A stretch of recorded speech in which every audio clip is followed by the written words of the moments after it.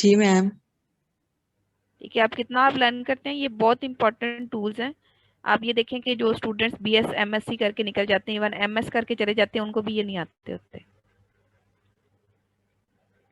हालांकि ये रिसर्च के लिए बहुत नेसेसरी है, इनके बगैर रिसर्च हो ही नहीं सकती। ठीक है, तो आप लोग अगर अभी इसको सीख जाते हैं तो आप ये समझें कि आपके हाथ में एक बहुत बड़ी स्किल आ गई है। ठीक है, तो इसको सीखने की नीयत से करें।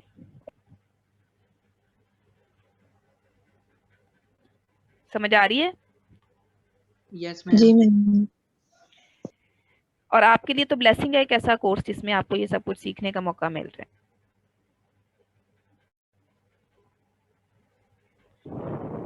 पहले भी स्टैट्स पढ़ी है ना, ऐसे समझ आई थी?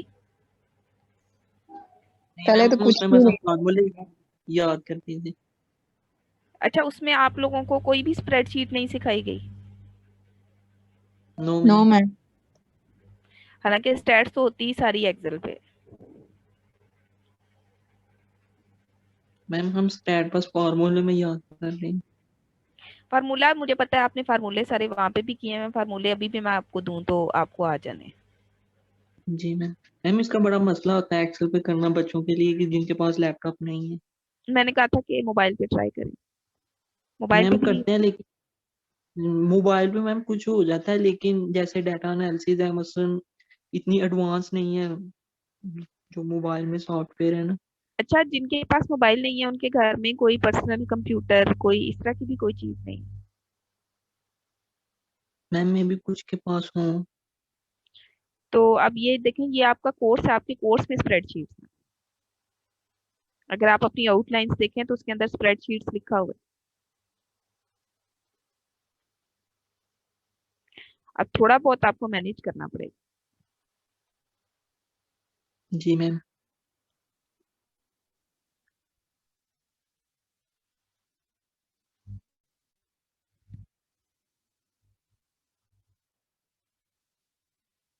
अच्छा, वैसे मेरे पास जो ऑफिस है ना वो 13 है, और उसमें तो ऑलमोस्ट सारी कमांड्स मौजूद है।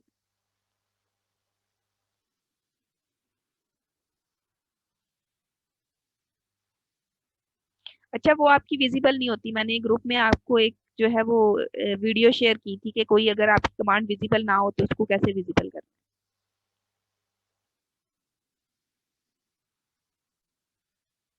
हाँ जी। अच्छा, इक्वल लगाने के बाद क्या फार्मूले में मसला आता है? हाँ जी।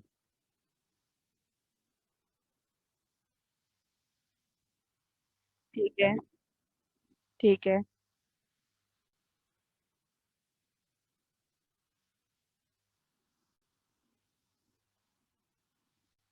नेम के आगे क्वेश्चन मार्क आ जाते थे?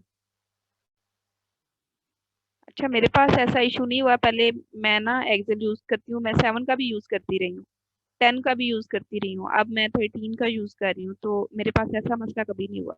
मेरे पास जो मसला होता है ना वो अक्सर ये होता है कि जैसे आपके पास बहुत ज्यादा वैल्यूज होती है ना, तो कभी कभी उसकी सिलेक्शन में प्रॉब्लम हो जाती है।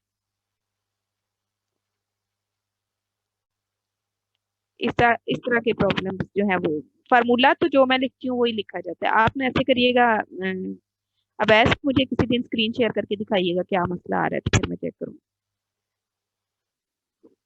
ठीक है। मैम और ये मसला वो आता है जब हम क्यूमुलेटिव फ्रीक्वेंसी को सिलेक्ट करते हैं ना, तो उधर ही एंटर दबा देते हैं, तो उस वजह से वो नेम आ जाता है। मैंने भी किया था, तो फिर मैंने पहले उसको सिलेक्ट किया था, बाद में उसको एंटर किया था, फिर आ गया था। वैसे ये भी हो सकता है कि आप सिलेक्शन में वो जो आपके पास सीक्वेंस होती है ना, सीक्वेंस आपने उसी तरह से फॉलो करनी होती है, और पूरी सीक्वेंस कंप्लीट करने के बाद ब्रैकेट एंटर करने के बाद फिर आपने एंटर प्रेस करें। अगर आप इस सीक्वेंस में कोई डिस्टर्बेंस करते हैं तो भी इशू हो सकता है, लेकिन ये चीजें आप प्रैक्टिस करेंगे तो आपकी क्लियर होंगी। आप एक दफा ना अब ऐसे करिएगा कि जो जो आपको दी गई है सीक्वेंस, उसी सीक्वेंस में ऐड करें, उसी सीक्वेंस में कॉमा ऐड करें, फिर ब्रैकेट क्लोज करके पूरा एंटर करें। ये ना हो कि कमांड जो है वो कुछ आगे पीछे करने की वजह से ये हो रहा है। ठीक है, फिर भी मसला हो तो हम किसी दिन आप मेरे साथ स्क्रीन शेयर कर लीजिएगा, मैं आपको बता दूंगी। ठीक है, लेकिन ये आपका बहुत इंपॉर्टेंट टूल है, ये आपने सीखना है। और मैंने नेक्स्ट जो आपका, अगर फिफ्थ सेमेस्टर में आप लोगों ने मेरे पास पढ़ा, तो मेरे पास लास्ट ईयर जिन बच्चों ने फोर्थ सेमेस्टर में ये सारा कुछ पढ़ा था ना, उन्होंने नेक्स्ट ईयर जितने प्रैक्टिकल्स किए थे अपने सारे रिजल्ट पे ये स्टैट उन्होंने अप्लाई की, मैंने उनसे करवाई थी।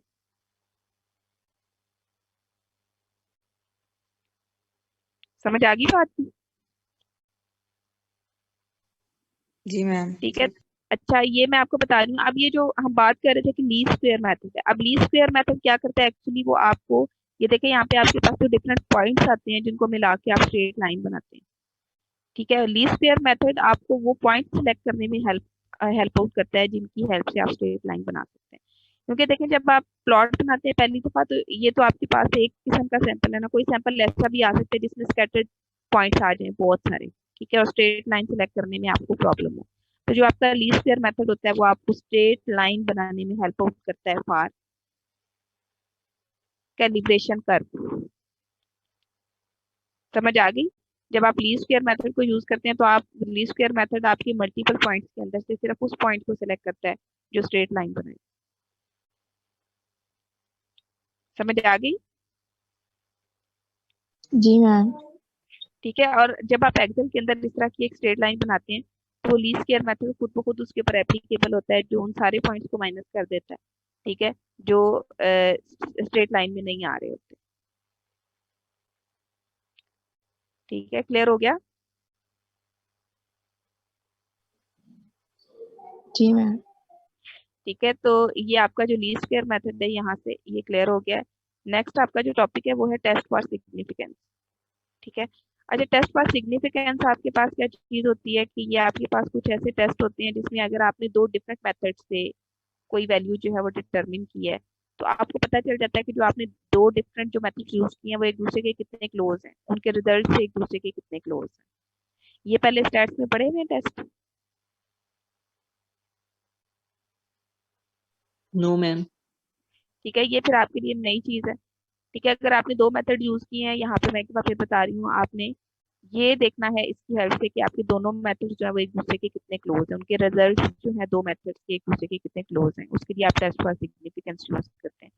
उसमें आपके पास जो है वो तीन किस्म के टेस्ट हैं जो आपने करने हैं, एक एफ टेस्ट है, एक टी टेस्ट है और एक काई स्क्वायर टेस्ट है। आज हम सिर्फ एफ टेस्ट करेंगे, बाकी दोनों टेस्ट जो है वो हम नेक्स्ट क्लास में करेंगे।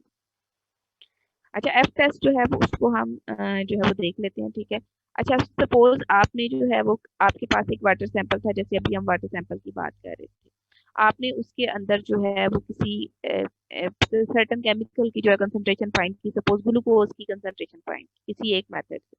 ठीक है, किसी भी मेथड को फॉलो करते हुए जब आपने ग्लूकोज की कंसंट्रेशन फाइंड की, आपके पास ये रीडिंग्स है कि ग्लूकोज जो है वो एक ही सैंपल के अंदर ग्लूकोज पहली दफा आपने मेजर की तो 127 मिलीग्राम पर लीटर आई, दूसरी दफा मेजर की 125 मिलीग्राम पर लीटर आई, तीसरी दफा 123, फिर 130, फिर 131, फिर 126, फिर 129। इस बात की समझ आ गई? जी मैम। जी मैम। ठीक है, फिर एक और स्टैंडर्ड मेथड है, एक साइंटिस्ट है फॉलिन वू, उसने एक मेथड दिया स्टैंडर्ड किसी भी अननोन कंसंट्रेशन को डिटरमिन करने का।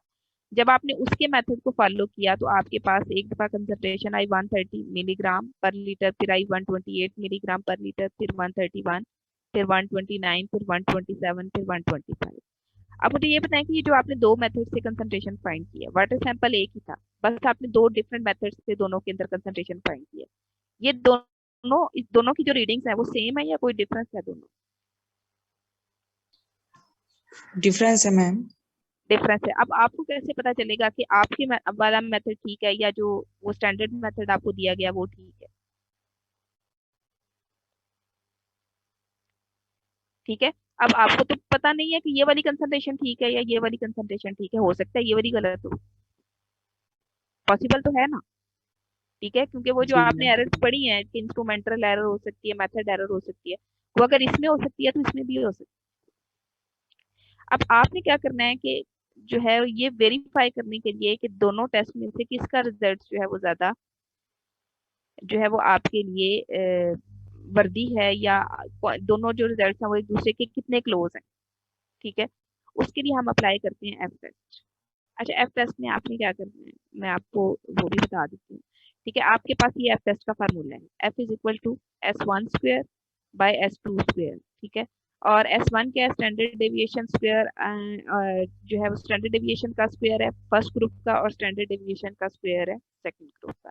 अच्छा, एक चीज आपने यहाँ पे और जो है वो याद रखनी है, वो क्या है कि ये दो आपके पास सैंपल है ना, तो S1 जो है वो आपके पास उस ग्रुप का होगा जिसके अंदर नंबर ऑफ ऑब्जर्वेशन ज्यादा हो, बेशक वो पहले लिखा हो या बाद में लिखा हो। S1 आपने उस ग्रुप के लिए लेना है, उस ग्रुप की रीडिंग्स के लिए लेना है जिसकी नंबर ऑफ ऑब्जर्वेशन ज्यादा हो। नंबर ऑफ ऑब्जर्वेशन किसमें ज्यादा है, मैम आपके पहले वाले मेथड में या कॉलिन वू में? आपके मेथड में ज्यादा है, इसमें 1 2 3 4 5 6 7 और इसमें 1 2 3 4 5 6, तो किसमें नंबर ऑफ रीडिंग ज्यादा है, फर्स्ट में सेकंड में? फर्स्ट वाले। फर्स्ट में, ठीक है। तो फर्स्ट वाले की जो आपके पास रीडिंग्स हैं उसकी वेरिएंस, उसको की जो स्टैंडर्ड डेविएशन है उसको आपने S1 लेना है, और दूसरी को आपने जिसके अंदर लेसर रीडिंग्स होंगी उसको आपने S2 लेना है। ठीक है, ये भी स्टैंडर्ड डेविएशन का स्क्वायर है, ये भी स्टैंडर्ड डेविएशन का स्क्वायर है, और ये जो स्टैंडर्ड डेविएशन का स्क्वायर है ना, इसको हम वेरिएंस ऑफ मेथड 1 कहते हैं और इसको वेरिएंस ऑफ मेथड 2 कहते हैं। ठीक है, जिसमें नंबर ऑफ रीडिंग्स ज्यादा है वो आपका मेथड 1 है, जिसमें नंबर ऑफ रीडिंग्स कम है वो मेथड 2। क्लियर? Yes ma'am. अच्छा, फार्मूला आपके पास आ गया और फार्मूला आपको क्लैरिफाई भी हो गया। अब हमने क्या करना है कि ये वाला जो फार्मूला है इन दोनों टेस्ट के ऊपर, दोनों के रिजल्ट्स के ऊपर लगाना है। ठीक है, इसके लिए भी आपको क्या करना पड़ेगा, एक्सेल शीट पे जाना पड़ेगा। ठीक है, एक्सेल शीट पे मैं आपको लेके जाती हूँ। अच्छा, एक और चीज, अगर कोई बच्चा मैनुअली करना चाहता है, ठीक है, और उसको स्टैंडर्ड डेविएशन का फार्मूला आता है, स्टैंडर्ड डेविएशन डिटरमिन कर ले, पहले फर्स्ट ग्रुप की डिटरमिन कर ले, उसका स्क्वायर ले ले, फिर सेकंड ग्रुप की डिटरमिन कर ले, उसका स्क्वायर ले ले, और दोनों को डिवाइड कर ले, तो आपके पास एफ टेस्ट की जो है वो मैनुअल वैल्यू आ जाएगी, एफ की वैल्यू। ठीक है, बाकी मैं आपको बता देती हूँ नेक्स्ट क्या करना है। इसको करने के दो तरीके हैं। ठीक है, एक आप मैनुअली कर लें, दोनों के स्टैंडर्ड डेविएशन फाइंड करें, दोनों का स्क्वायर लें और डिवाइड कर दें। बात की समझ आ गई? Yes ma'am. यस ठीक है, मैम। दूसरा मेथड आप जो है वो एक्सेल शीट पे करेंगे। ठीक है, अच्छा, एक्सेल शीट पे मैं आपको जो है वो लेके जाती हूँ।